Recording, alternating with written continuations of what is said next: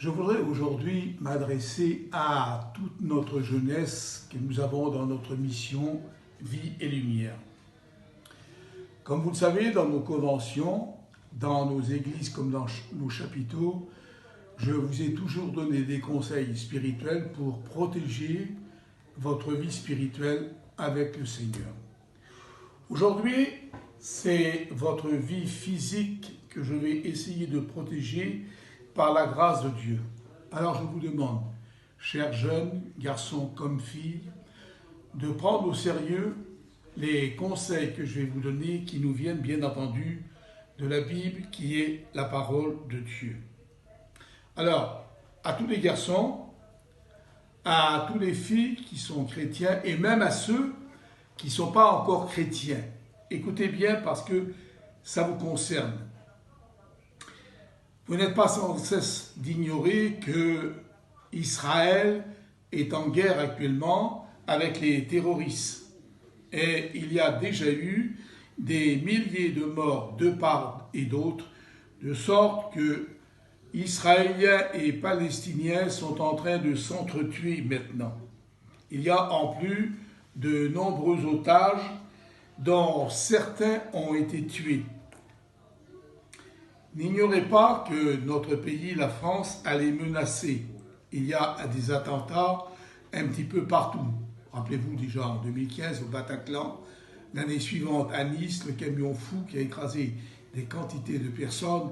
Et ça n'a pas cessé depuis, mais maintenant, ça s'accentue encore. C'est donc la prudence que je vous recommande à tous. Nous avons dans la parole de Dieu quelques exemples de prudence dont Jésus en a été certainement le premier à les donner à ses apôtres du Nouveau Testament. Regardez qu'est-ce qu'il leur dit dans l'évangile de Matthieu. N'allez pas chez les païens.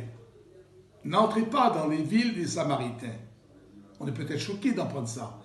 Et quand on sait ce qui se passait à cette époque, on savait que les rapports entre Samaritains et Juifs n'étaient pas très beaux.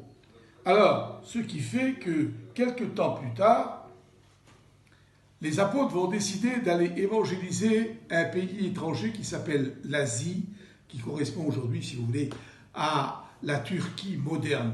Et là, on est surpris. Il est dit que le Saint-Esprit les a empêchés d'aller évangéliser ces endroits. Les apôtres sont allés dans 4 endroits différents de ce pays et la parole de Dieu est formelle. Il nous est dit que l'Esprit de Jésus ne leur permit pas. Il y avait certainement du danger. Les apôtres ont obéi et ils sont partis en Grèce et là, il n'y avait pas de danger. Alors, ce que je voudrais vous dire, moi, vieux serviteur de Dieu qui vous aime et qui veut prendre beaucoup de soin pour vous, écoutez. N'allez pas dans les stades de football. N'allez pas dans les restaurants, les bars, les lieux mondains, là où il y a beaucoup de monde. Ça serait le drame de la mission si l'un d'entre vous était soit blessé ou même tué. Imaginez la détresse de vos parents si vous arrivez malheur. J'ai noté une bien curieuse prophétie que nous avons ici dans le livre des psaumes. Écoutez-le et je vous donne la référence, comme ça vous pourrez la relire chez vous. Il s'agit du psaume chapitre 10 et nous lisons à partir du verset 8. Ils se tiennent en embuscade près des villages. Ils assassinent l'innocent dans les lieux écartés. Ses yeux épient les malheureux. Il est aux aguets dans sa retraite. Comme le lion dans sa tanière, il est aux aguets pour surprendre le malheureux. Et il ajoute, le chapitre suivant, « Voici les méchants. Ils bandent leurs arcs. Ils ajustent les flèches sur la corde pour tirer dans l'ombre sur ceux dont le cœur est droit. » Vous remarquez que les terroristes de l'époque se tenaient dans l'ombre et là, ils décrochaient leurs flèches meurtrières. Ce qui veut dire que les terroristes d'aujourd'hui font à peu près la même chose. Ils sont toujours là où on ne les attend pas, cachés dans l'ombre, et ils tombent sur les innocents à l'improviste. Alors, pour terminer, voyez la déclaration de l'apôtre Paul, il dit ceci dans les Corinthiens. Et nous, pourquoi sommes-nous à toute heure en péril? Chaque jour, dit saint Paul, je suis exposé à la mort. Il faut se rappeler qu'à cette époque, les Romains dominaient le monde et les Romains n'étaient pas les amis des chrétiens. Eh bien, voyez-vous, le Hamas aujourd'hui est en train de semer la terreur dans le monde. Regardez cette étrange prophétie de Ésaïe, chapitre 30, verset 17, où il est dit que 1000 fuiront à la menace d'un seul.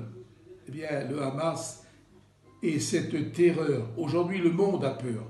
Alors, prudence, jeunes, restez chez vous, assistez aux réunions, priez, soyez prêts parce que Jésus revient bientôt et ça serait le drame si vous arrivez à un malheur.